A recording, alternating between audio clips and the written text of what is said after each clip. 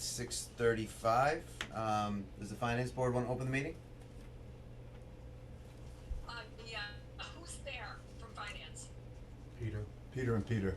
The Peters. The repeats.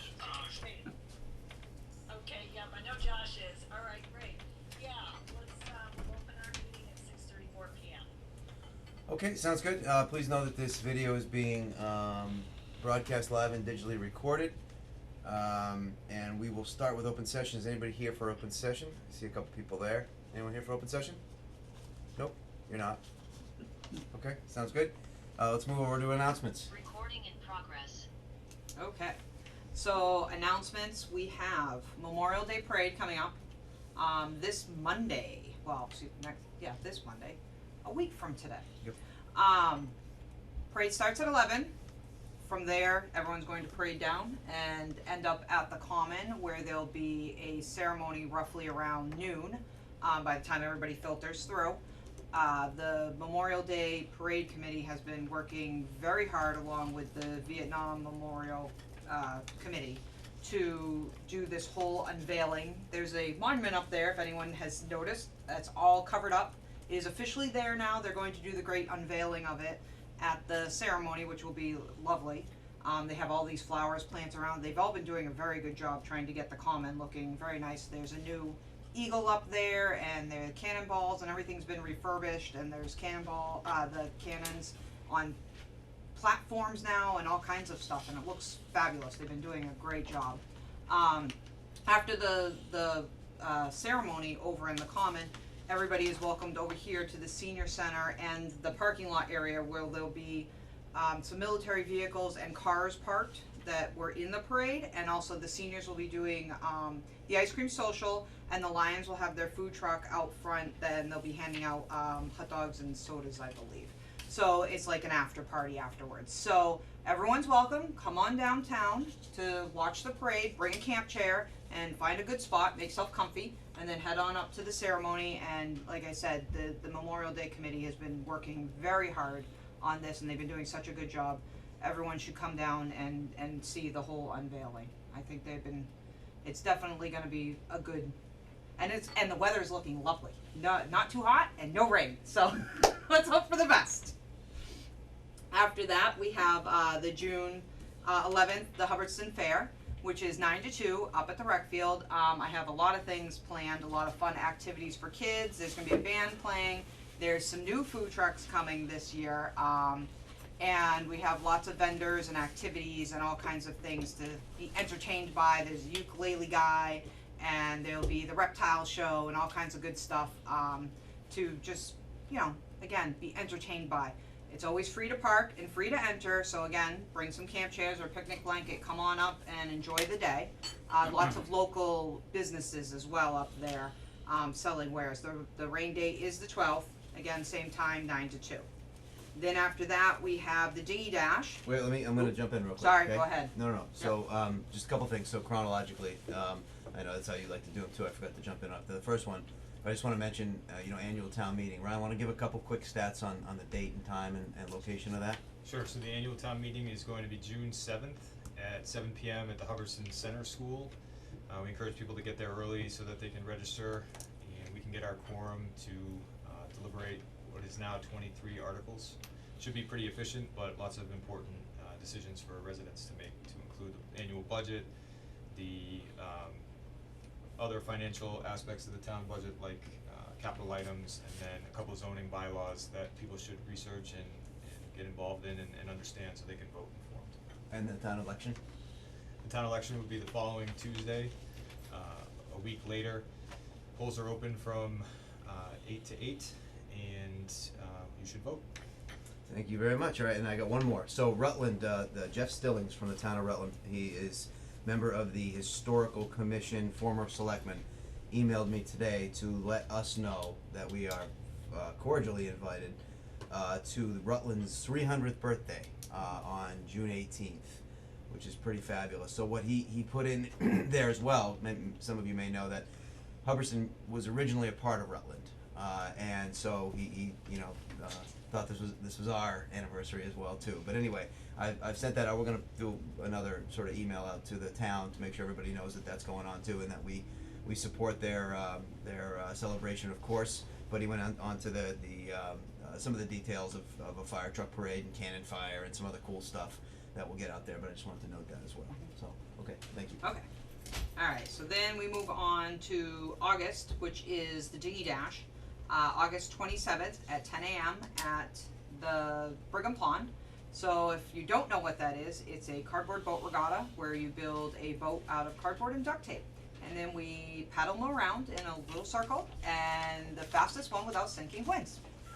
It's super fun and super dumb, but it's definitely, and it's worth coming out and just being able to sit there and have fun with town folks next to you. Everybody's giggling, everybody's laughing, everybody's having a grand time.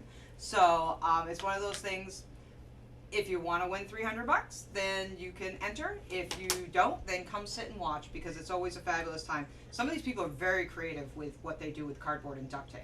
They've come up with some fabulous boat designs over the years, and I'm sure they're only going to get grander in scale as time goes on. So again, that is August 27th at 10 a.m. with a rain date of the 28th. And then we go on to the next thing, which is September 17th, Field Day. The Lions put on Field Day 9 to 3 at the rec field. I'm sure Joyce is working on a whole bunch of good stuff. I help her with this, and I have a laundry list of people coming as well. So it's usually a good time to go, and there's usually lots of fun fundraisers like cow flop contests, and there's usually some slides and things like that, and they have, like, you know, hay mazes and things like that. But it's definitely another fun-filled day, music and everything else to the town of Hubbardston. The rain date for that one is the 18th. And then we're going to go on to Non-Such Nights on October 8th. We're looking at doing a food truck / music, and then we go on to a movie. I'm still working out all the details on that, so there'll be more to follow, but again, that's always free to enter and free to park, bring a camp chair, and have a grand time. Then we go into, what's next? Jeez. Then we go into winter. We go into,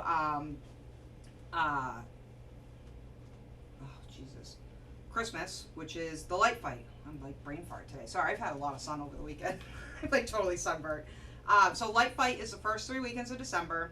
It's going to start super early this year. It's going to be December 2nd. So we're going to have to figure out the whole tree lighting thing early this year. But it'll start off on December 2nd. It's the first 3 weekends of the year, and we do a contest where you decorate your yard and enter to see who wins. We give away prizes, and it's a fun time to drive around with the kids in the car during the winter months. There's not a lot to do, and you need some good old wholesome family entertainment. So that's what we got going on for this year through the end right now. That's already listed. All right, sounds good. Thank you. So before we get on to minutes and consent agenda, we're gonna move around the agenda a little bit and move up new business item D, which is listed here as the meeting with a country hen official. We've got a couple items to discuss, so we do have Bob here from the Country Hen. If you could just introduce yourself and maybe your position with the Country Hen, and then you know what you want to discuss. Well, my name is Bob Beauregard. I'm the general manager up at the Country Hen, and I'm here to basically, I'd like to notify the town that there's a very high incidence of high path avian influenza. Most people would recognize it as bird flu. So it's the worst in the nation's history, animal infection. And it's carried by mostly waterfowl. So the geese and the ducks are enemies to us. Over 40 million birds have been euthanized to date, which includes turkeys, egg layers, breeder stock, game birds, and wild birds. So, with that said, I'm here to inquire whether or not the town might lease us a piece of property because we don't have enough space on the farm to do composting. If we were to get hit by the disease, again, all the birds would be euthanized, and the preferred method is to compost all of those birds. So I had a specific, I've been researching a lot of stuff between state land and town land. And I actually found a plot of town land that would be perfect for the country hen. Now, whether it's perfect for the town, I don't know. How big of an area are you looking for? Well, minimally, we're probably looking at 2.5 acres of land that we would need to compost. So we would like to lease a piece from the town that's currently used for hay production. It's up at the end of Malone Road. There's a field up there just before you get to the state land on the right-hand side. I actually printed out some maps that you could kind of pass around, I guess, if you'd like.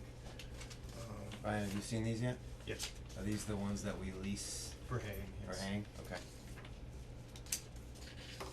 Are they being leased for hay production right now? Probably the wrong word I used, but we have a contract with somebody to hay them several times per year. Yeah, we allow someone to hay the field, and then we take a payment from the hay for our conservation efforts in town. Right. Okay. So is it contracted already, I guess would be my question. It is under contract now. Okay. So the conversation that we wanted to have tonight in front of the board is, what do we wanna entertain, if anything, on town land? This is the very beginning of a conversation about what possibly could happen. If this is just a flat no, then there's no reason for me to invest a lot of time in figuring out what the contract parameters might be.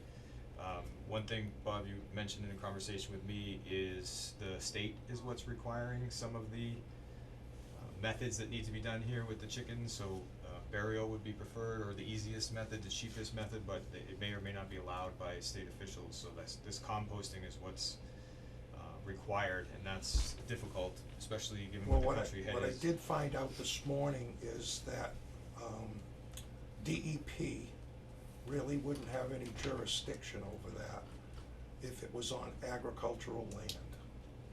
It would be approved for burial now, I'm talking about direct burial. It would be approved by the Massachusetts Department of Agricultural Resources, which has sent me a letter strongly advising me to keep the birds confined, not to let them out where they normally, we let them out and they're kind of roaming around out there. It's obviously to eliminate the spread of the disease, to get it for one, and then to eliminate the spread. So we're gonna confine the birds, according to this letter, is until July 1st, which has just been renewed. It was originally till May 10th. But the annual migration is just beginning for us now. So we're expecting to see well over 15 million birds fly over central Massachusetts before the end of the month. So, obviously, Mr. Chairman, a question from Susan Rain, what about the 30 acres that you have on Williamsville Road? Why would that not be an option, or would it be an option? 30 acres on Williamsville Road. That's what she typed here. I'm assuming it's your farm, the 30 acres. Well, it's not cleared, it's not open land. You can't compost in the woods. I mean, there's land there, but it's not open space. so the Board of Health feels like, there's some, have the Board of Health been contacted? Are they part of this discussion yet, or are we just sort of really early on? Really early. Okay. Just Really looking early, for some just basic beginning. direction. Okay, understood. Well, I can't imagine anybody who's got any experience in this, but I do wanna say this first off, like we've said many times over the years, how much we appreciate, the country hen being a part of Hubbardston, and how appreciative we are of all of your contributions that you've made to us. So I know that, you know, we're gonna try to do whatever we can to help here. As far as what's approved and regulated, you know, clearly we need to do some research into that, probably through legal too as well, right? I know you said you know, done some research and whatnot, but we obviously have to do our due diligence, and you know, the first thing that popped into my mind was our haying contract. I don't know when we started that, I don't know when it goes through, all that sort of thing. Usually, I think they're 3 years at a time, is that right? Yeah, well, this one's 5 years. Okay, so it's 5 years. So anyway, there's some things we obviously have to consider here, with this. What sort of preparation needs to get done, if you know, to some location if one is found? So, my this responsibility composting. in this is, first, if we have sick birds, the first thing we do is we call the state vet. Sampling is done at a what I say local lab, which is down in Connecticut. And then duplicate samples are sent to NVSL, which is out in Iowa. It's a lab out in Iowa, that's controlled by USDA APHIS. And once you get a confirmation, then they automatically come in. So the state has already acquired a contractor. A contractor would come into the country hen and they would euthanize all the birds using an approved method. Our method is going to be high density foam. So whether this contractor has a water source, I'm not sure of. I don't know all the details either. Sure.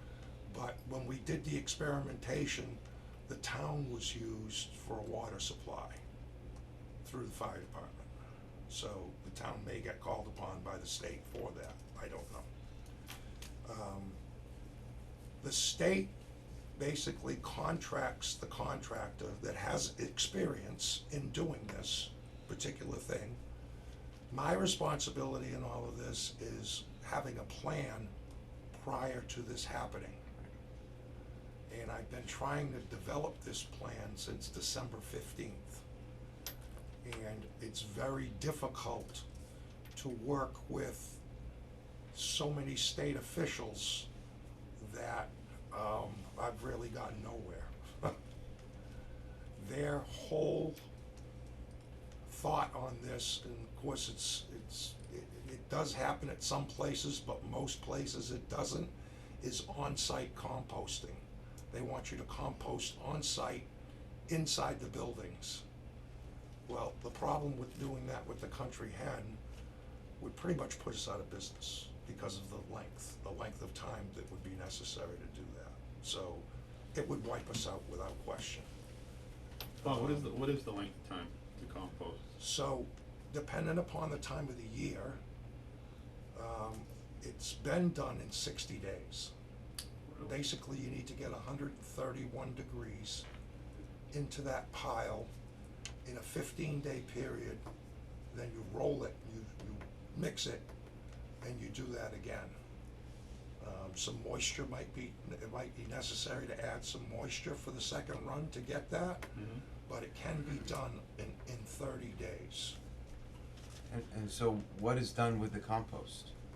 Well, after everything is composted, my suggestion was going to be, because you have these farmers that are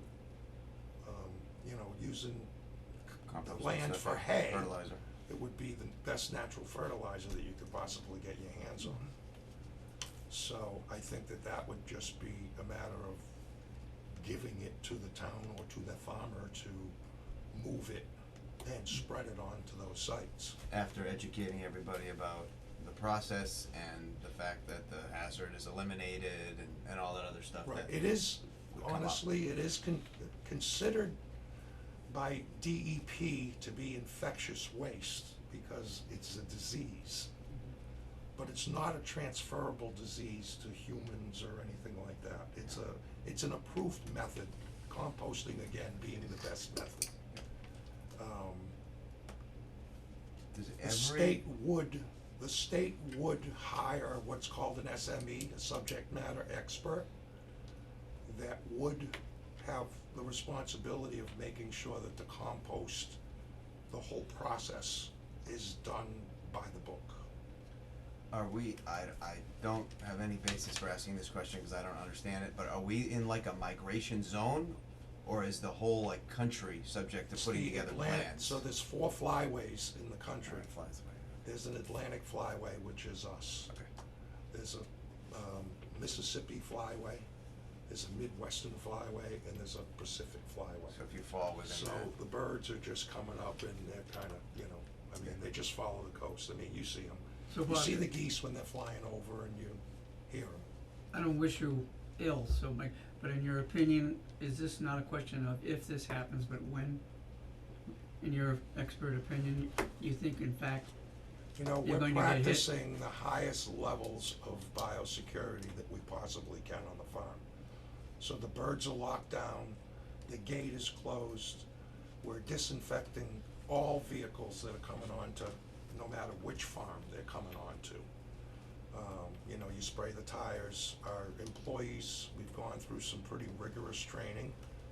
Basically, alls it takes is for a goose to fly over, leave some droppings, someone steps into it, brings it into a building, and that's where the infection Yeah. begins. Yeah, I toured your facility with Jim McGovern, remember Congressman McGovern, we Right. did that, and even at that time, a few years ago, we were wearing booties and, you know, it was, Well, we maintain biosecurity on a regular basis now, yeah. but everybody has their own individual responsibilities, every single employee, and they're not all the same, they're all a little bit different. Yeah. So in order to gain any indemnity from the government, I have to have a biosecurity plan in place. I also have to have what's called an emergency response plan. So I've built the plan and I've got it as far as the depopulation, but when we get to the disposal part, that's where we're hung up. I've gone even further, and, cause it's a 3D plan basically is what they call it, so it's depopulation, disposal, and then disinfection. So you have to disinfect the entire farm and facilities and test those every day for like 2 weeks before they'll release the site for you to bring birds back into the business. this is something that we as a town then probably need to act in haste on, simply because the country is important to the town. If, you know, and we need to help them along with their plan. So Bob, how much, you know, God forbid this happens to you, I wouldn't wish that on anybody. So is 100,000 birds, is that your entire inventory? If we were fully populated, it's about 105,000 birds. Okay. We're So how much- usually not, there's usually a flock always out in rotation. Yeah, So I've based my calculations on around 90,000 birds. so how does it work? If one bird gets it, that's it? The whole That's it. shoots It's all matches? over. all of them, every All. barn, You have to Every destroy barn. them Even- because of the even if- disease. Because of the spread, they don't Yeah. want it to spread, so they even don't if want it it's to go from like one up the flock. hill, like not way even up at the the hill. farm. The state has already told me that if I get it on any location, they're gonna come in and they're gonna euthanize every So chicken horrible. on the facility. Which basically shuts you down. Alright, well that sucks, So- unbelievably. Yeah. How many acres would you need to compost 100,000 birds? Again, we're right around that 2.5 to 3 acre mark. How big's the town pit?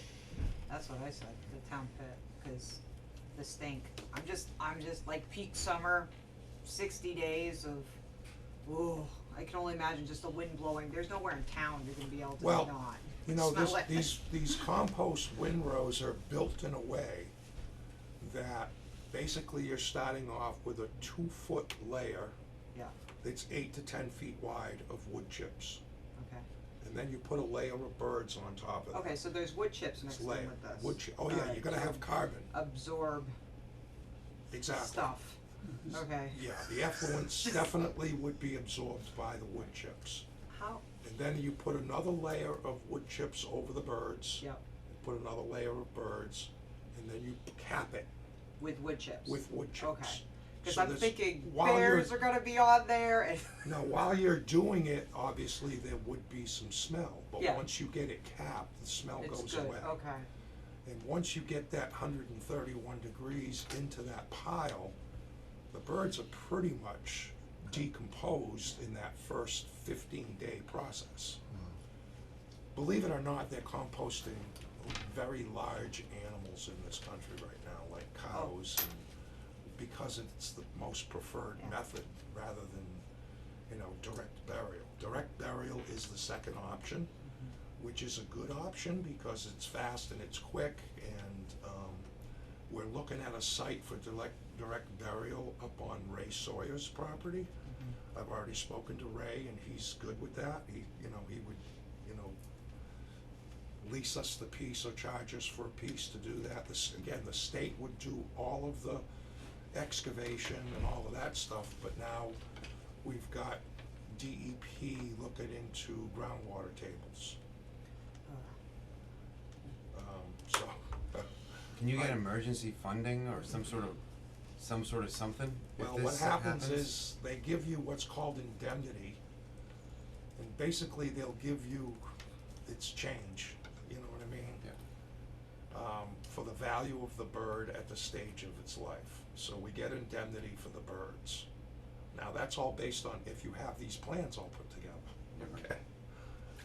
And then they give you money for cleaning, for disposal. There's limits to that. They've already told me that they will not pay anything to lease a piece of state or town property. They won't pay for that. They've already told me that.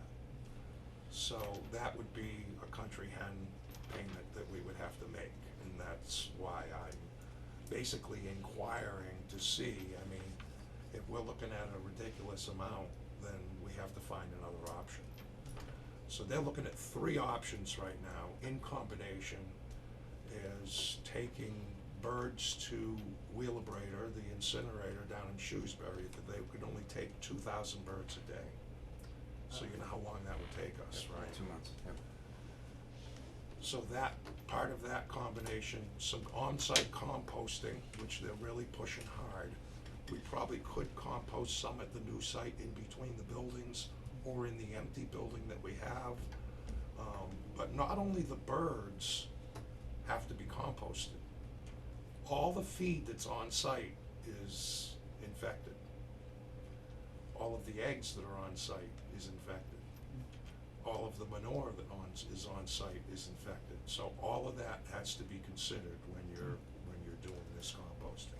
Is there a time period for this flu? I mean, I don't know that much about it at all, other than I've heard bird flu. But you describe it as the migration is about to occur. Is there a set period that this migration So goes the on? worst time is during the spring and the fall migration. Spring and fall? Right, so so okay. you got them going backwards again, and they land, okay. they take a break and they land, and So it's a double, that's what it's a double happens. dose. exactly. That's usually Exactly. September, So Okay, they've, alright. and the thing about this disease is the cold preserves it and the heat kills it. So as we get into warmer weather, our chances of getting it are less and less and less every day. I was really glad to see that heat.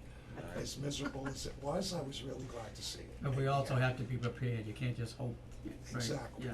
exactly. So having the plan is what's most important, so we know what we're going to do if we do get infected. Alright, so what you're here tonight for, which we, thank you for the. Can I ask a couple more questions? remedial- Yeah, I'm not closing it yet, let me just say something real quick, Go ahead. Chris. As we get to, the sort of remedial education that we're getting on it, but just so I'm clear, and Chris can go in a second, what you're here for tonight is essentially asking the town if we have land available for use or lease or whatever for you for composting. Correct. Okay, go ahead. Good segue. Can the composting be done on private property? I think I heard you say that. Yes or no? Well, if we leased it from somebody private, I imagine we could, Okay. And this, again, God forbid it doesn't happen, but this chemical that you said you'd have to use to euthanize the birds, is that harmful in any way, shape, or No. form? It's just No, perfectly it's safe. biodegradable.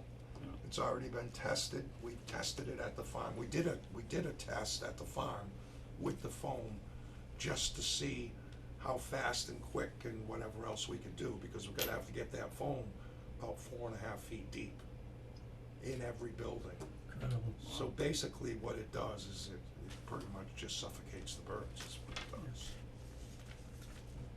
Recording in progress. But it's the most humane method that there is out there, Yeah. other than CO2, which is just so dangerous. I mean, it's just not Yeah. it's not a good thing. Okay. So we gotta find this place. don't Well, we? yeah, I mean, so that's Yeah. what we gotta discuss here, so, you know, this is all new to you, I'm sure, too, but go ahead, Ryan. So I wanted to have an open discussion about, do you want me to investigate these opportunities, just quick left and right limits in terms of what you want me to research? I agree that, at worst, we have a good plan in case this happens again in the future, but, just wanted to get a little direction on where to search and can get you the information you need for whatever decision might be coming. Hopefully, we're able to finish before a decision needs to be made, Yeah. Right. Yeah. but I think we have a little bit of time. But I do definitely- wanna mention that, and I hope I didn't jump the gun on this, but just because of knowing what might be required by the town, I did involve, Rick Green from Conservation and Tom Larson, they both sit on that board. So I printed out the entire USDA composting protocol. It's 50-something pages, for them just to look through to see what that protocol was. So if anybody needs anything from conservation, they should be able to answer those questions. It's all in there, everything's in there. Alright, but so, Ryan, back to you, what you just said there, so as far as direction, in my opinion, the Board of Health needs to, be engaged, cause they would, in some sort of a situation like this, I think they would, you know, be. Absolutely, and I think that the Board of Health should be part of the conversation, whether this works for the town or not. Yep, oh, no doubt. I think that the Board of Health should be Mhm. part of the conversation, because it should be local, it should be state, and then it should be federal. So, I mean, I think I could answer any questions from Board of Health in regards to the actual, you know, disease and infection. Yeah, and some of the ones that Chris has stuff. been asking, I think, they'd be similar ones, what's used, you know, that Right. sort of thing, so they're the source for where people are gonna go for So- answers. Let me just try and nutshell this. So you need about 3 acres for 60 days, can be public or private. What kind of access do you need? What kind of equipment? Do you need to till this stuff, or, and what kind of All equipment of do that, you need to excuse get in me, there? would be up to the contractor. The contractor would be contracted to take care of the whole process. Okay, So I don't know exactly what this contractor has that the state has in mind to use. Obviously, there'd have to be a road in, because you'd have to bring in all the wood chips, you'd have to bring in all the birds, you have to bring in all the manure, all the feed. The feed could be mixed with the manure, you know what I mean, and it could be hauled, it could be composted separately, and I'm still trying to find out if there's just a waiting period on the manure, if it could be stockpiled somewhere on the farm, because we're stockpiling manure already. Cause it's gonna cook itself. So that we can eliminate that from that process, you know what I mean, so that, you know, it's just a number of days or whatever that the disease dies off or whatever, you know, So we So- compost topsoil, right? So we've had some contracts where for towns up on landfills where we compost topsoil, very similar process. And it's a couple of loaders. So, you know, he's right, you need a road in there, some trucks would be delivering it, dumping it, but you need a couple of front end loaders to be able to flip the piles and sort of do the sort of the stuff. state that- already has 500 tons of wood chips, stockpiled just for this. So they've made that move, they've gotten that far. Okay, well, and so Ryan, I think, you know, I don't know how. I think you're gonna have to, if you're gonna use that field though, you should definitely contact open space. Oh, no, what I was Yeah, gonna just okay. be broader and say, I think we should try to look at what we have for town land that may fit into the Yeah. discussion that we've got here, and then make a list and see which ones immediately go off the list for maybe that Whatever, reason, yeah. and then other reasons or whatever else, so, at the same time of talking to the Board of Health and learning a little bit more about it. And time is of the essence, too. Yeah. well, I will say that, you know, we've always worked well with the town, and the town has always worked well with us on any project or whatever that has come up, so if it's a viable option, well, then great, and if it's not, well, you know, there's no hard feelings over it or anything, it just, you know, I'm just trying to consider open all my options. Understood, so right in now. parallel with us doing what we just said we're gonna do, Exactly. you're gonna be looking at private options and whatever else you're gonna do, so we'll talk again on this, you know, sooner rather than later. Yeah, okay. I'm good with all that. Thank you for the time, I certainly appreciate it. Okay, Bob, thanks for coming in. Thank you, Bob. Thank you. Alright, good luck. Wish you the best, I hope it doesn't happen. Yeah, well, we're all praying for that, Yeah. so. Alright. Okay, we're gonna get back into, get back in order here, we're gonna go to the minutes of consent agenda, we have 2 items, I'll read them with their actions.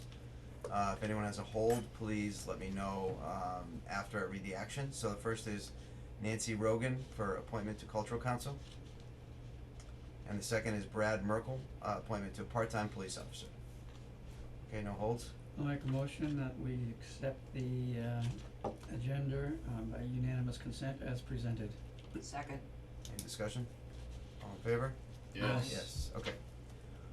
Alright, new business, we have, item A, which is the annual town meeting, joint meeting with the finance committee. The finance committee also opened their meeting, and they have a quorum, which is a combination online, I believe, Yep, working on it. okay?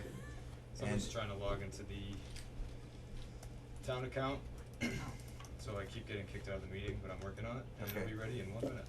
Sounds good, and in person, so I'll just continue to prep a little bit. So, the other items that are relative to this agenda item here are to review and approve the annual town meeting warrant. We all know we've gone through a couple iterations recently, for clarification and discussion. The next on there is to sign the annual town meeting warrant, assuming we get to a point where we are comfortable with that, which we need to. And the third is to review, in no particular order, the fiscal year 23 budget changes and recommendations, which Ryan is going to outline for us, so that we don't have to remember where everything was in the first place. Yes. So, I'm gonna continue to filibuster, or what?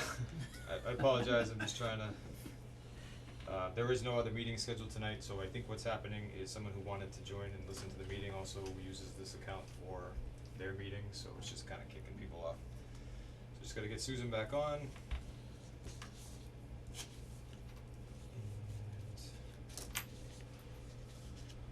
And we'll get going. Yeah, no problem. Thought we were done with Zoom. Seriously. No, it's useful, we used to have 2 accounts in the town and now we have 1 because obviously we don't need as much. Hopefully this is it.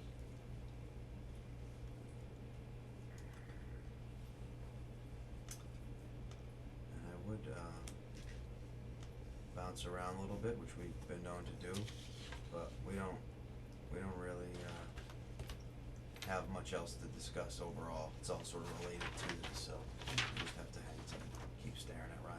Okay, virtual finance committee, I think what's going on is we have folks that are trying to log in. I think I have that fixed, I changed the password, so I will get going Okay, great. right now. Oh, you master. Yeah, I can't see that far, I'm 40 now. Okay, so the Omnibus Budget, which is everything all together in one spot, is in your folders. The Finance Committee has reviewed it. What I'm highlighting here is changes to that budget so that you're comfortable with it and I can get as much detail with it as you want. So in FY22, we had built a new growth into the budget of approximately $67,000 for the solar project on Williamsville Road. That was missed in the tax recap process. It wasn't included in the budget, and they overcame that shortfall by increasing local receipt revenues and passing the tax rate. So I was heavily involved in that and saw it when I came back. I've had several discussions with the state and our assessors. So new growth will be amended from last year, which means we have an additional $67,000 from last year in new growth to go into our budget this year. So that will then receive the Prop 2.5 increase, which is $1,000, $1,200 or so, which increases our revenues for this year. So that's a revenue change and obviously a big one. There was also an increase in state aid from the Senate budget. Let me just jump real quick, but there's a free cash issue, or not a free cash issue, there's a question on free cash, and whether or not that can be used ultimately. So I did clarify that or today, really. We can use that. We are filing an amended growth calculation for FY '22, and then we don't file this until November, even though we do the budget now. It doesn't go into the state system until November. So the numbers that I'm using are vetted and will be appropriate for building the budget at town meeting. So these numbers are good. So there's an increase in state aid from the Senate. You know that I'm a risk-averse person, so I don't believe the numbers will drop from the Senate budget dramatically. So I'm willing to build that into the budget. It's an additional $37,000, mostly from unrestricted government aid and $10,000 from town-owned land increases. So the budget now at the state level goes to the where they talk about it in the House and Senate and come up with another budget. I think we might even get more from this point, but conservatively we should say this is what we're gonna get, which is the Senate budget. And then I reduced some revenue from local receipts based off of our building department conversation. So this is for plumbing, gas, and wire. We will need to share that revenue with local inspectors, and we cannot expect what we were projecting. We used to get all the revenue from any permits with the arrangement with Gardner. Now with that being gone, we're gonna have to share some of that revenue. That was a drop of about $10,000. Not a huge source of revenue for us, but needs to be accounted for. So overall, that increased our revenue from the position we were at in the last budget cycle. On the expenditure side, and I'll show you this in on the Excel as well, so you can see it in real time. So on the expenditure side, we had built-in reductions for Rutland Regional, mostly to get them to discuss their increases in their budget. This was potential revenue from a cell tower that is still pending, and then a reduction from removing the deputy director from their budget. That's how David built the budget. He did it intentionally. At this point in the budget cycle, I think it needs to be accounted for, otherwise we have a $20,000 gap in our budget, so I put that back in. Increase for the executive assistant, she's already doing 25 hours a week. We need her to cover in several areas. One of them would be for minute support and board support for the planning board and the health department to alleviate some of the pressure on Mallory, who's doing all of those departments together. I think that is a wise investment, and about $7,000. We had discussed that and talked to David about putting it into the budget. We reduced the town accountant's salary. She was doing a lot of work for us in the beginning, trying to clean up our accounts and transition from SoftWrite to Vadar, which was our software systems, and then helped me clean up a lot of accounts. You've seen a lot of that work get done. I wouldn't say we're on autopilot. We still need to heavily focus on our finances, but she can do her work now in 12 to 15 hours per week. I asked her to give me worst case. She said 15 hours per week, so we can comfortably reduce her salary from a full-time to a part-time accountant, and she's getting benefits from Templeton, so we feel like she's a secure employee who's here to stay even with that reduction in pay. And then I think with the found revenues and other savings that I've highlighted here, it's only right to share 60 to 70% of new revenues, which we do every year, with the school department. We know that assessment's not gonna come in at 2.7, which is where it was built in the last budget version. So I've increased it to 3.8%, or 191,000 total, which is 70% of all new revenues we have. We had a conversation, all the town administrators and some representatives from each town discussed with school administration the budget.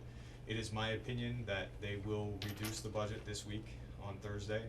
I think it'll be a minimal reduction. I think their focus is primarily on how the state did not properly fund education, and based on the conversation we had, I think they're comfortable with all 5 towns voting down the budget and trying again. So I do not think Are we first? we are first.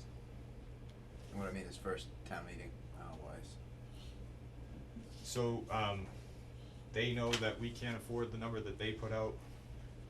We know that the number is not gonna end where we first put out. So we are at a position where we're gonna have to find a compromise. I asked specifically if we could meet all together and come up with a number that worked for everybody, and the answer was, we don't have enough information to do that. So, I guess we're gonna go into town meeting and waste taxpayer money while we negotiate this 2 or 3 months down the road, if town meeting wants to do that. So what does we don't have enough information to do that really mean? It We mean- don't, that, we just can't bear to answer all these questions. Like, It sounds, cause each side is negotiating, right? I know. It sounds like what's going on is to fund the level of education that parents demand. Even if you were to do no increases, our assessment would go up by 3% anyways, which is almost more than we can afford if we were doing conservative budgeting. So anything on top of that needs to be added to it. So to slash and burn their budget, we'd still be paying 3%. So the cuts they're facing are gonna be like the cuts we face if the assessment stayed the same. because they have unfunded mandates and other things, these aren't just increases because they wanna add a teacher here, or this custodian here, whatever else, these are, you know, real costs is what There's 10 new positions built into the budget numbers that they have now. I don't know if they'll address those on Thursday. I do think they're making a good faith argument that they need those positions to provide whatever service level they have, but each side needs positions. And we've discussed with other towns, they can't afford another $1,000, never mind hundreds of 20, 30, 50 for each percent that this goes up. So the towns are in a really tough spot. We can do what we say we can do here, and maybe even a little bit more, but the 9, 10, 11, 12% increase would require what would be a pretty significant operational override or massive service cuts. It's one or the other. It's talking almost $400,000 in revenue.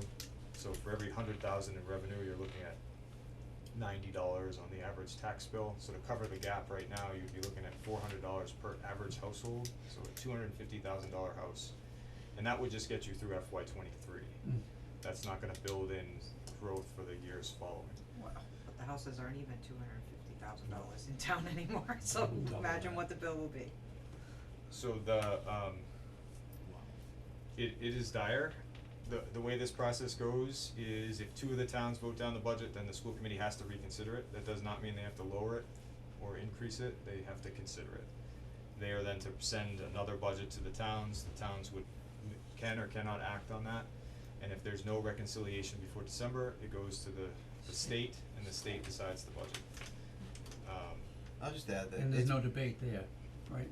Correct, the Yeah. Department of Education decides the budget. so it's been as dire or more dire in the past several times. I'm not saying that this is the same scenario or the same whatever, but it has been very similar to this, where it's gotten to the point where none of the towns could afford it and it went to the state. Just so everybody knows, so when it goes to the state, if you know, we sort of do what we have to do to vote things down, and enough of the other towns do it too, so that it goes to the state, at that point, we're at their mercy. Yep. So we hope at that point that they side with the towns and then say, you know, effectively, schools have to sort of deal with it and cut their budgets, but they don't have to. They can say, no, this is needed for whatever reasons they come up with, towns, you guys have to come up with it. So at that point, it's out of our hands. That's why we try to do everything possible to work with the schools to say, really, do you need this? What can you do? As many times as it takes, because once it goes, at that point, it's gone from our hands. And I'm just a recommender of the budget to you as the boards and then town meeting. But my basic argument to the school committee and the schools is there needs to be more funding for education. I don't think anyone disagrees with that. I think COVID hit the schools particularly hard, and I do believe that educational spending needs to go up in order to maintain educational service levels. Like any department here, they're facing inflation and all these other costs that are driving their budget to go less than it used to be. But if you've got the town budgets to the point where you're losing professional staff, so we have invested the minimal amount that we increase on the town side towards professionalizing our finance department and trying to create a longer term strategy here. The longer term strategy will allow us to fund education over 2, 3, 5, 10 years rather than 1 year. And if you slash a budget so deep that you lose that longer term planning and thinking and become reactionary, then it doesn't matter that you got a 1-year increase. The next year is going to be so bad that eventually there will be $0 for the school, or the towns will go into the negative, or they'll accrue some type of future debt that will one day come due, meaning you're not doing capital or buildings, etc. This has happened in Hubbardson, and it's happened across the country, really, not just here. So there needs to be a longer term approach to the finances. I agree that the school budget needs to go up, but these are so large. Even if you pass an override, the town residents would never forget it, and you wouldn't be able to fund the next year. So the strategy has to look beyond FY23. It needs to look all the way to FY27 and beyond in order to properly fund education like any other department here. And I wish that was the argument, not how much can we get here or how much can we get there. I wish it was how much do we want to fund over the long haul, because then maybe you could build an argument for an override or decide a service level that's higher. Well, I'll just say, you know, the last time, maybe not the last, or one of the last times that it became dire, became like this, a group was started to, you know, because the schools realized, you know, that we were here where, you know, we were at, and so a group that was a collaboration of towns and went through a long process, I won't go into that, to talk about closing a school, or two, or whatever, or consolidating students, or all those sorts of discussions, and I was very much a part of all of those discussions on the committees, you know, many meetings, all that. And after spending the money, which we got through grants with, you know, outside independent, you know, think tank type sources, we ultimately came to the realization that you're not gonna save any money. So that was one of those things that was always kinda out there, right, just in my time here at the board. It was always out there and said, you know what, we really need to, this will fix it. We need to talk to, it's gonna be really hard to close a school anywhere, people have to vote for it, blah, blah, blah, blah, blah. But it was always one of those things that I remember, I know in my mind, that was like, you know what, worst case scenario, if everyone can sort of, it wasn't. So that's now gone. That was one of those things that was kind of maybe, one of those maybes. That's one of the school knows it, and all the towns know it, that closing a school does not solve it for a million different reasons. There are all sorts of reports, so much analysis on why it doesn't solve it. So that's, it all it did was take another arrow out that we thought we might have had to discuss anyway on fixing the problem. And so it all just sort of came back to what you led off with was, the state needs to give more money to the schools. Simple as that. And the formula on how it's calculated. And it's coming, but what happens when that new money comes in? So we've tried to articulate, new money comes in, we should have a plan for it. If new money comes in, will there be a plan to level off funding, or will it be a service increase? Those discussions need to be had. So if there was new money from this Student Opportunity Act, which I do believe there will be in a couple years, when the hold harmless money becomes available to the Klobman Regional School District. If that's true, if there was a plan to spend it, then I do think you could sell to the community a bridge, a finance bridge, using one-time revenues to get to that moment, or using an override to get to that moment. I think that's a sellable thing, but it has to be discussed. And it can't be, well, we'll just get through FY23 and then deal with it in FY25. No one likes to be told that at town meeting, that if you don't vote for this now, everything goes to hell. So I don't know where we're at. I'm obviously joining late, but Alright, well, let's reel this in a little bit here. Let's talk about the problem that's in front of us right now. Is this an article on the warrant? yes. What article? I mean, it's the budget. So the budget is 8, 9, and 10. It's just it's a line item in the budget. And what number are we offering up? 3.8% increase, or 191,000 additional. That's the one we're voting on. Which is how much less than their Right. 300 plus thousand less than their And what percent do they want? 12 point something. So the last request that they made, might have been an 11.8 or something. I thought it was 12 something. so to get to 3.8%, David and I reduced their budget by $462,933. And what's that percentage number? It's approximately 9 or 10% Plus the 3.8. So increase on their budget. on there. So the 3.8 we're offering plus an additional 9 is what they're asking. So they're asking for 13 round numbers. And we're voting on the 3.8. And then at the all board meeting, so Mark Wait, said that you know, I guess the school committee felt that that number might have been a long shot, and they were already working on a revision For Thursday. for Thursday. We're not aware of what that revision is yet. We were told we will know on Thursday. It will be very minor comparatively to the numbers we're talking here. We've already been through a revision or two, and they've come down very small amounts when it comes down to it. And from past experience in this, they will do their best, but they will go through items and start chopping off 5,000s and 12,000s and whatever else, because that's what they're just looking at it a million different line items. But by the time they get to the bottom, it'll be several 100,000 divided by 5 towns in a formula that won't matter much to those numbers that you just wrote down. So we anticipate about a 9% delta between the two numbers. I would. Yes. And each percentage point is about 50,000. Yeah, there you go. Found numbers there. Thank you, Ryan. 450.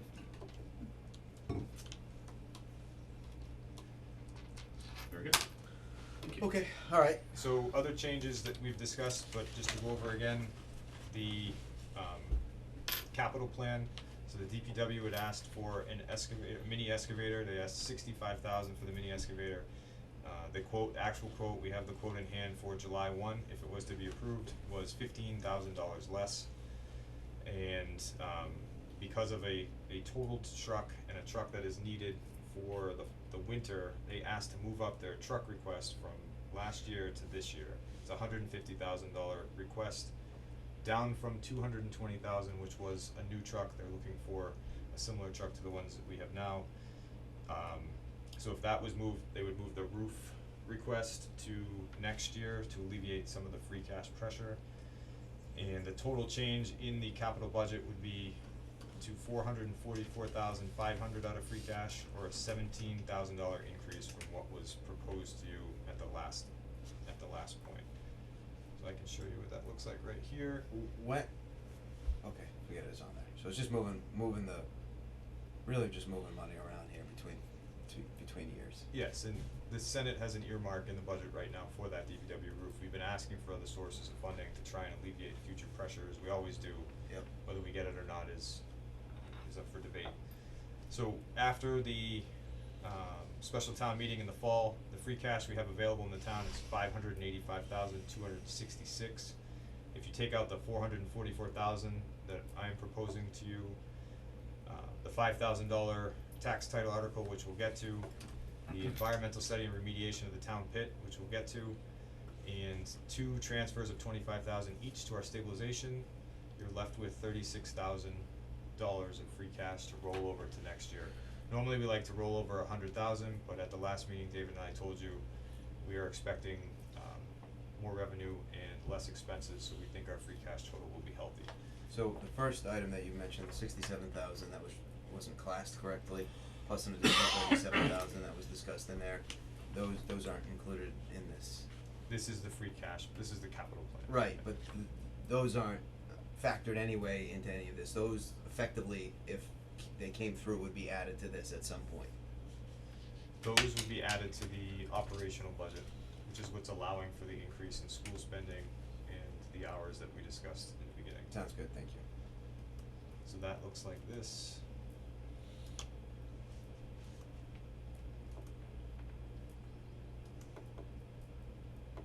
If I might ask a question, again, going back to the school problem, excuse me.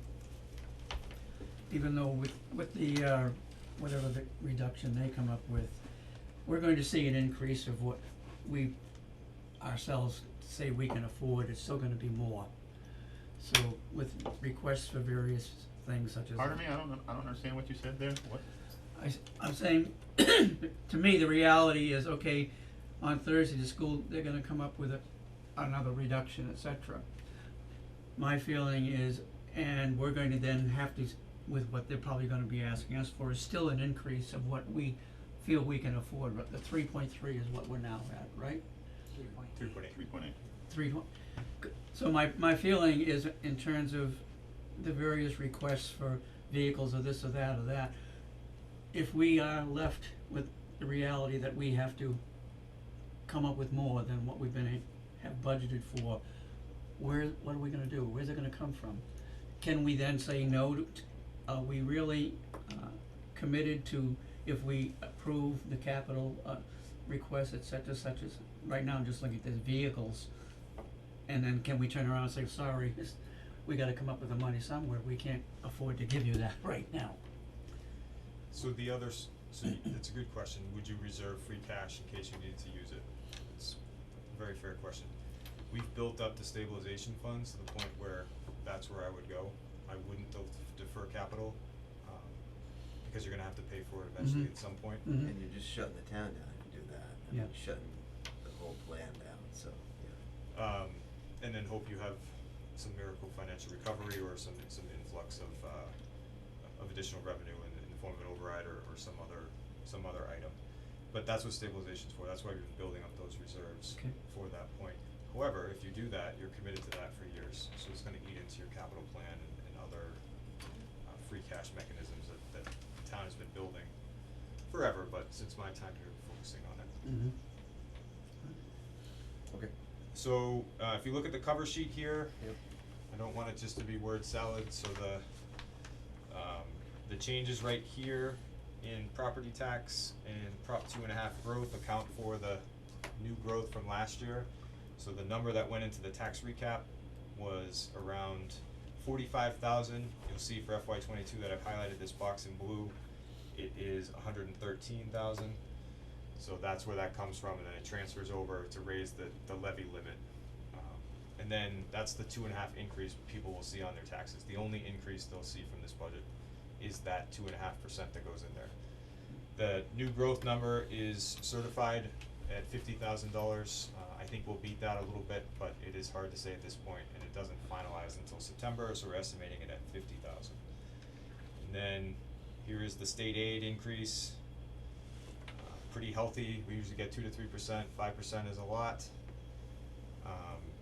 Here you'll see this looks relatively flat, but last year we used that local receipt to cover the new growth issue. So that's why it's flat minus the changes I made to plumbing, gas, and wire. So total new revenues, it's a lot for us. 2.79% is a lot for Hubbardson. Total budget increase of 3.5%, which is 70% made up of the school figure. Between Monty-Tech and Klobman. Yes, but Monty-Tech went down, so really looking at this 163 is 60% of 272. So that's our entire education budget. We are suggesting that Klobman Regional get 191,000, which is about 70% of all new revenues that are coming in. Okay. If you did that over time, it would slowly eat away at municipal services, et cetera, et cetera. Sure. And then the free cash usages are down here.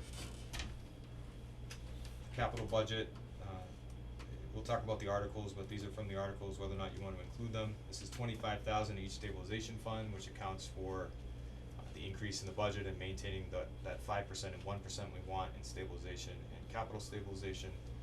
And then this free cash is available for, will roll into next year unless you appropriate it at town meeting. So it's another source of funding for whatever you wanna do.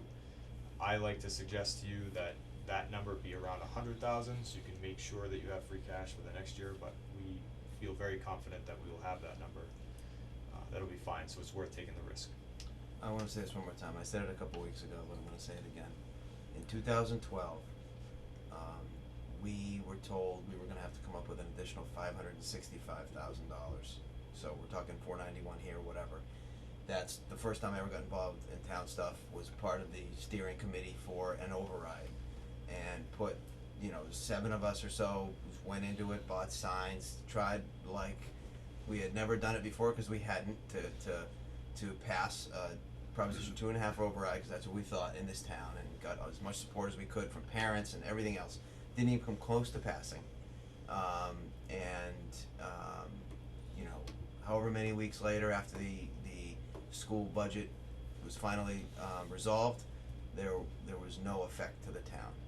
And so the wrong way is to say it is we didn't need it, but some of us who were on that committee felt like fools, because we were pushing so hard, like everything was gonna get cut from the schools, blah blah blah, all that sort of stuff, and it didn't happen. Nothing got cut effectively, that affected things to, appreciably, and, I'm not saying that's how it always happens, but I'm just trying to call back into when this has happened in the past, it's not over. It's very, very far from being over. And so I don't think that, the town's gonna have much energy for an override for this. And I know you're not advocating for it anyway, cause then you need one every single year almost, because the budget's gonna keep going up, but just need to say that again when we're talking about it, cause the numbers are pretty close to what they were 10 years ago. Okay.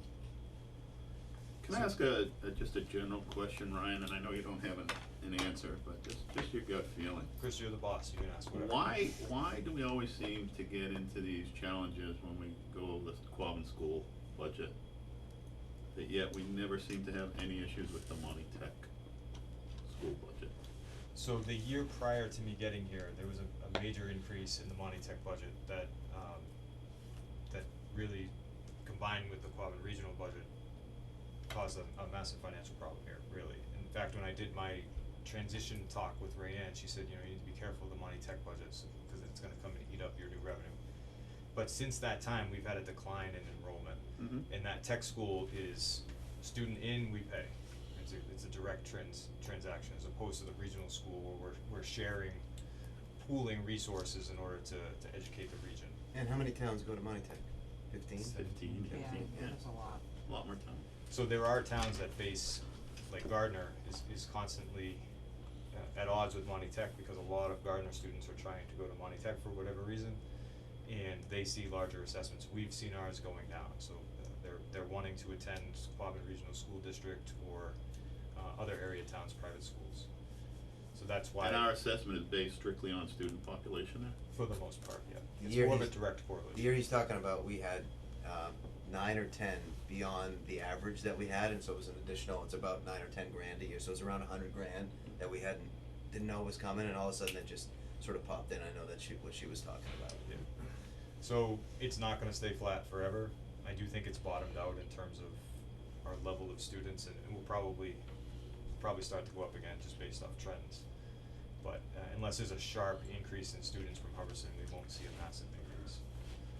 Klobman's been trying to overcome, budget. They get a lot of pressure to cut their budget. They've been trying to overcome that for years. So these years are attempts to fund what they're trying to do. Like we are. We're trying to fund town services as well, or I am. Right. It's the same type of equation.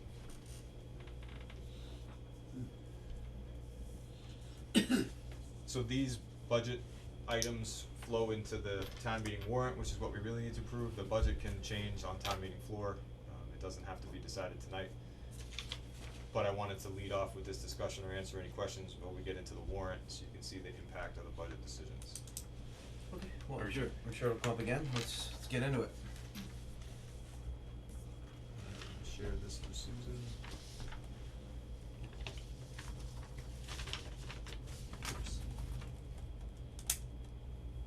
What are you gonna open next, the actual warrant?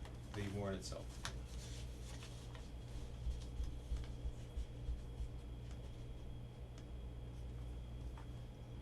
Two hands at a time.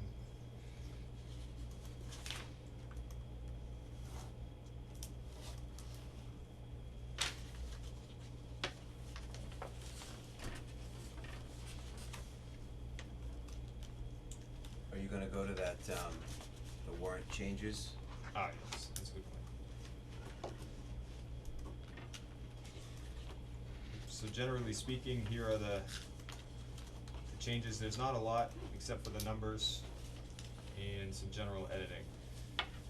So I updated the reserve figures at the top so they're accurate in case folks have questions about that. They're accurate as of May 1st. You'll see $1,000 or $2,000 fluctuation based off of the market because those monies are invested. All of this was reviewed with town council for language and final edits to make sure that everything was legally binding, and our town council comes to the meeting in order to observe all the votes and make sure that we are doing everything correctly. I edited it, reviewed it for accuracy. David did a tremendous job. And I removed all the vote counts and the recommendations. I think that's something that should be done on town meeting floor, and it's confusing, so, if the finance committee wants to give a report on each one, or the select board, I think they should do that, otherwise it just should say recommends or doesn't recommend. And then I added some additional information in the explanations, mainly for the school budget, to make sure it was clear that if what you're recommending is what goes in front of town meeting, that is a rejection of the school budget, that needs to be clear for transparency purposes. And then any additional information that I thought might help residents understand what they were voting for. So other changes, Article 8 is the budget. I changed the numbers to reflect what we talked about tonight, but that can be changed as well. And those numbers are gonna go to residents, and they'll be printed on the warrant because this is the final night for it, but they can change on town meeting floor. You wanna get it as close to what you want as possible though, so there isn't a lot of transition. We added language to remove the free cash usage from the budget. That can be added back in if that's something you wanna do, but as of right now, we don't have any, so it was just confusing. And then the fire union contract, which we will finalize in the next month or two, the language was added in there. You have to approve the first year of a collective bargaining agreement at town meeting, so we just roll it into the budget. Article 10,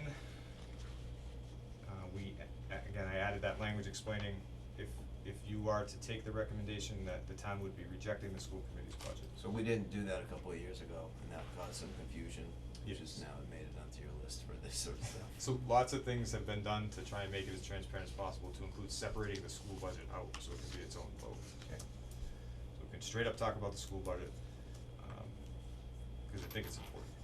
So removed Article 13, so this article had two things in it. One was returning the elevator funds to the general fund. That happens automatically with the Municipal Modernization Act, and I think it would confuse town meeting voters. There's a lot of things we return to the general fund, old capital projects that didn't meet the requirement. We go over that with the finance committee. I just think it's confusing. It was a nice, like, hey, look, we got some money back, but I don't think it's So necessary. when you say meet the requirement, you mean expend all the money? Yes. Or, this isn't the first time we've gotten an earmark for something and that money was returned to the general fund. And that turns into free cash, which we then use to appropriate for other items. Hey, if, real quick, sorry, I know, don't wanna belabor this, but the roof, the DPW roof, if we did that, and would the earmark go away? Like, I know we're kind of hoping that we're pushing it off, hoping that an earmark pays for it, but would an earmark pay for it if we already did it as well? If we hadn't bought it yet, Yeah. and we got an earmark, we would let that, like the elevator, flow to the general fund and it would become free cash again. So it'd be like we never appropriated it. But if we already did the construction and paid for it, then we'd have to give the earmark back. There was also a borrowing authorization reduction, which was less than 2,000 in there, just not worth doing. We have tons of borrowing room. Eventually, we'll have to scale back the school roof because it came in under budget, so we'll include that in next year's town meeting warrant. So Article 13 is just removed, unless you insist on it. The capital article was changed to reflect what I discussed tonight. That is up to you. You can change that, and we'll go over that in the warrant review. Updated the free cash totals again, which is an easy change. Changed the savings. Based off this recommendation, it was 33,000 each, it did 25,000 each to free up some free cash. And then the zoning articles were reviewed by legal and are in this warrant right now. I spoke with the planning board, they are comfortable that the changes were not substantive, so they made some small clarity changes, and in town council's opinion, the hearings hold, and those can go to town meeting and be voted on. So those are the overall changes. Okay. So we go to the warrant itself.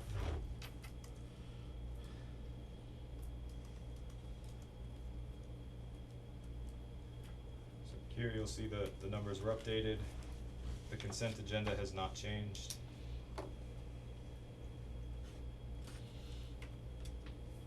Six, which should become a consent agenda next year, has not changed.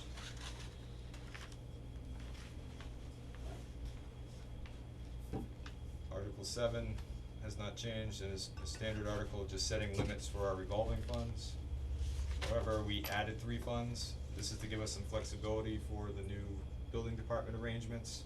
If we don't need, say, the building inspector one, we can remove it next year at town meeting. But if we don't have it, we will we'll need it, and we'll have to have a town meeting, so we might as well put it in now, in my opinion. And then removing, as Kelly and I have been trying to do, any excess funds that we're not using are taken away. So to clear up our accounts and make them as transparent and clean as possible. I can't believe there are any left. You guys been doing that for a few years now. People love their revolving funds. Not that this is an issue, but generally speaking, people like revolving funds because they don't have to go and get authorization for things. I think you should get as much town meeting authorization as possible, because then the voters are directly saying what they wanna spend their money on. Okay, budget article number 8 is the main budget article. It is the municipal side of everything. These numbers are directly what we discussed on that spreadsheet and in the changes document. The only other change that I didn't go over was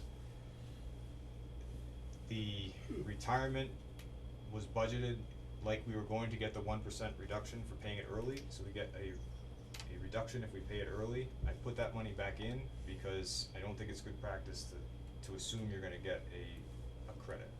So I put 3,000 of the 5,000 we would get off back in. But that'll probably come out if we need to cut the budgets, so that was the only other change that was made. It's about $3,000.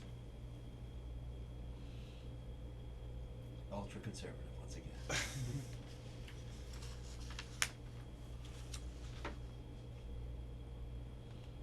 I'll stop if anybody has any issues. 9 has not changed, that is Monty Tech.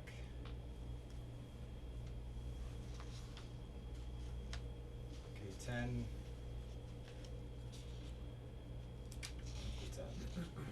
There it is. Article 10 is the Klobman Regional School District, so this is an increase to 3.8%, as discussed previously in the budget discussion. Here is the language that I added for your approval. Explanations are not required in the warrant, but I think they're helpful.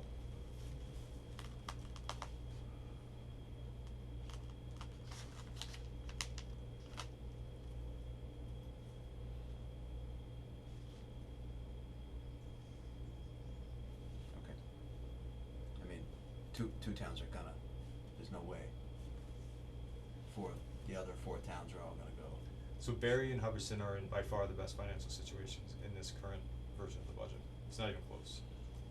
New Braintree would be bankrupt, and Ocam was scraping to find money, and Hardwick is just coming out of almost being without free cash or anything last year. So any money they have, they're trying to scrape together to use for some improvement of services. So we're in the best spot, and again, I've gone over what it would do to our budget. So that doesn't mean the voters don't decide. And we're gonna explain this on the floor, right, before the vote actually happens? Yes. Article 12 is for the Cable Advisory Committee exists, and they can appropriate money. This gives them money to use, 20,000. It's been enough the 2 years we've done that. Article 13 deserves your attention. This is the capital plan. So I'll pause here for you to look at it. All of the changes, I mean, the capital committee's been on board or notified, or what word do you wanna use? Notified. Okay. With no pushback, I don't know if that's the right word, but. Yeah, sure. So you added number 3, is that wasn't on there before? Swapped it with? Swapped it for the roof. For the roof. Okay. Can we clarify number 9? I think we talked about this already, but, Yeah, we should have changed the wording. It was to seal it. I mean, we're not putting another basketball court up there, and that's the impression Yeah. Okay. that obligation is suggesting. All we're doing is maintaining the one, or sealing, yeah, I guess that's the word, the one that's up there. To seal and maintain. Yep.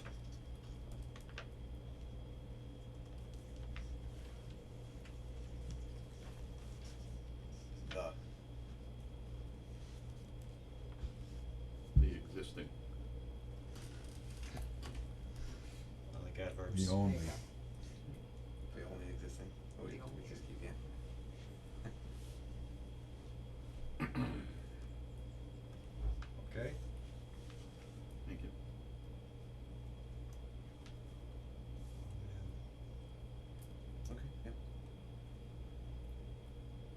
Article 15, you've discussed this without me, but this is for tax title, to try and solve some tax title problems in town. This is addition to the 5,000 that's in the budget currently, giving the tax collector 10,000 to do tax title research. This has been profitable for us so far. The next one, I just wanna make sure everyone's on the same page with the 49,650 for the environmental study and remediation of town-owned property, which is the so-called town pit. Yeah, I guess my question is,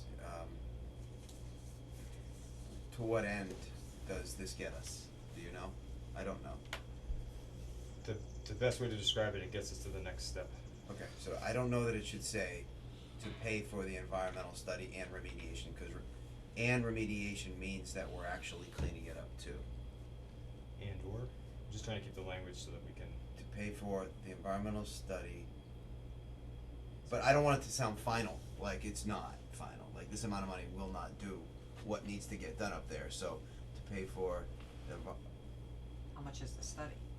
Do we know yet? it's 40, $49,650. How much? 40. Just the study alone? The whole thing is a package. but the cleanup will cost more than that too. I would say, Wait a minute, what's the whole Yep, thing that's yeah. included in the package? I don't know, I haven't seen it, that's why I'm asking, Okay, I don't really know. do you know? What's the whole thing? It's to solve the No. basic level of, No, I know What what is it's supposed to do, but what is the whole thing that's included in the package that you were paying $49,650 for? short of saying to solve the problem that was identified, I can't get any more detail than that, but I can look it up for you. Well, I think I'm hearing two different things. You're saying it's gonna solve the problem up there, and we're gonna wash our hands of it, and he's saying there's no chance that's gonna happen. I don't think so, I Because should, it's gonna be much I more shouldn't money to have said solve the that, problem but I up there. do that work, and it would not do what needs to get done up Will you there. do it for 49,000? No, I'm just I will, I absolutely will, but I think that's a conflict, to be honest. just a big one, yeah. So, anyway, I know that a significant amount of money needs to get put into the environmental study, that's the first step, but all I was saying is that, it won't do it all, if it did, my gosh, but I don't think so, and so the wording of it just makes it feel like it's final, and I don't believe it's final, so we could still keep a lot of this the same, but to pay for the environmental And initiate, study for the remediation of the town-owned property would be how I think we should word it. I just wanna be careful in case there is some remediation that we can pay for it. Okay, sure, so pay for the, I like what Chris said, and initiate the remediation. sure, sounds good.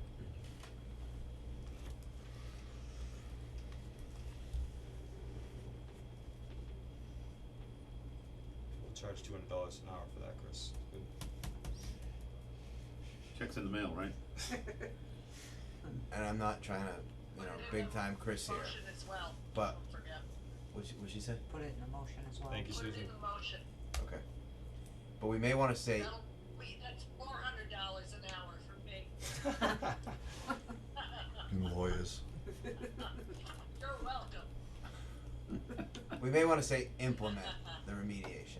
And the reason I say that is we say initiate, as long as you say that won't stop us from, if some reason we can complete it as well, implement doesn't bound the time at all, it just says implement. Maybe that means start, maybe that means end, maybe it means do it all, but, alright? I'm fine. I'll leave it up to Ryan, whichever one he wants. I still want my Susan? $200 though. Yeah, that's fine. That was good. Lawyer Susan says okay.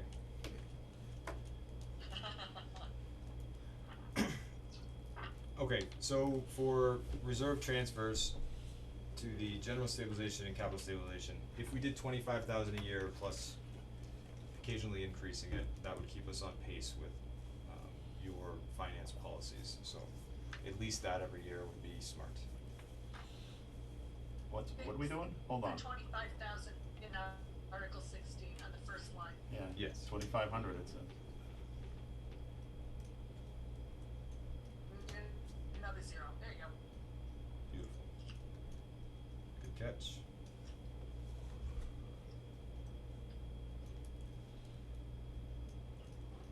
Okay, this chart just shows, we discussed transparent use of free cash.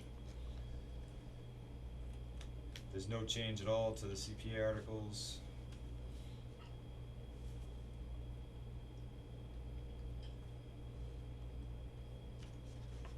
Moving down to zoning, 2 zoning articles.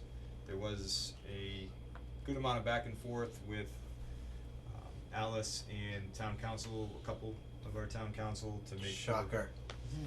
to make sure everything was good. Town council suggested some changes. Alice wanted to make sure that it was very transparent. Went back and forth on whether or not the changes were substantive. We agree that they weren't, just some minor cleanup, still kept with the intent of the planning board. So these essentially are the same with some clarity added to them. And I put the council comments in your folders.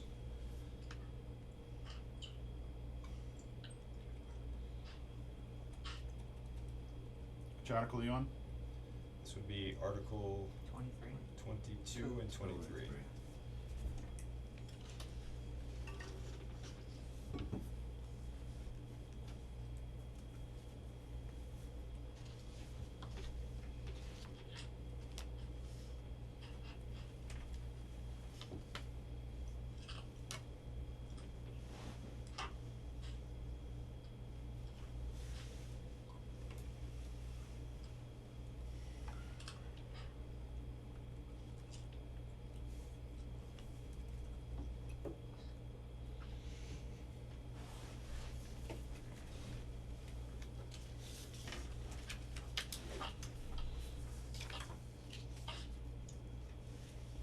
Okay, so if there are no further comments, what's the next step? Would be to vote on whether or not to sign. Okay, does the finance committee have anything they further on the warrant?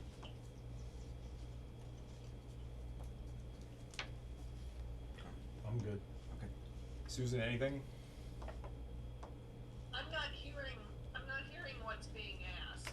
Do you want us to, give you a recommendation on Article 10, which I think is the only article that had a pending recommendation from the finance committee?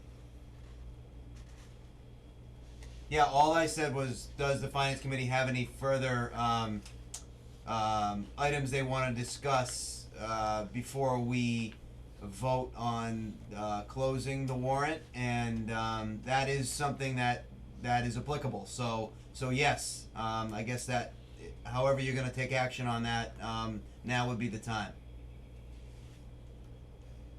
Right, exactly. Just confirming that Article 10 is the only one, right? That was the only one I saw that had a recommendation pending from us. So 8 and 10, because the budget's not 8 and 10. done yet. Okay, great. The finance committee, I would move that we recommend, the passage, recommend the, articles, 8 and 10 as presented here now. She's moving forward, so one of you has Second. seconded, yeah. Finance committee, you who? It was seconded by Who is it? By who? Peter. That narrows it down. Which one? Peter Russell. Peter Russell. Okay, thanks. Alright, any discussion, finance committee? Hearing none, all in favor, Susan votes yes. Aye. Yes. 3 yeses. Alright, so we'll have to do the same, Okay, there you go. cause we have recommendations pending, for the same 2 articles, 8 and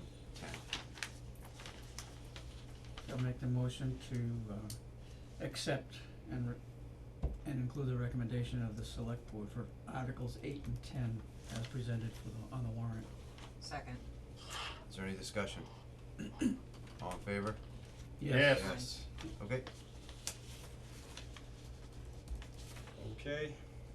shall we close her up? Yes. Make a motion for that. I'm gonna have to reprint so we can sign. We can do that after the meeting if you vote to approve and sign. Okay.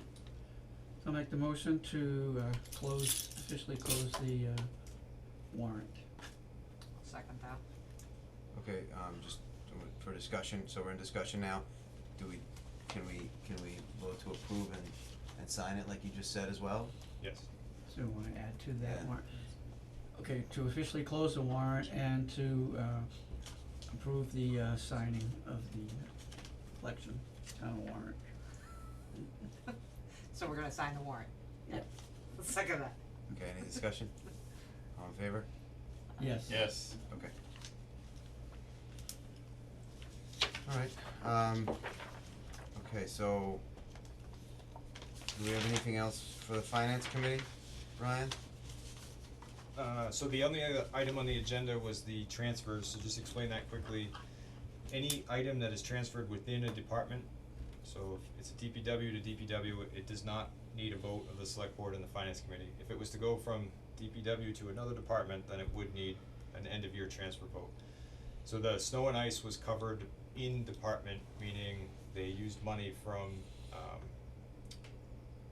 within the DPW in order to cover that cost, so we don't need to Money vote they on already any have, transfers. in other words, yeah, okay. So no. No what?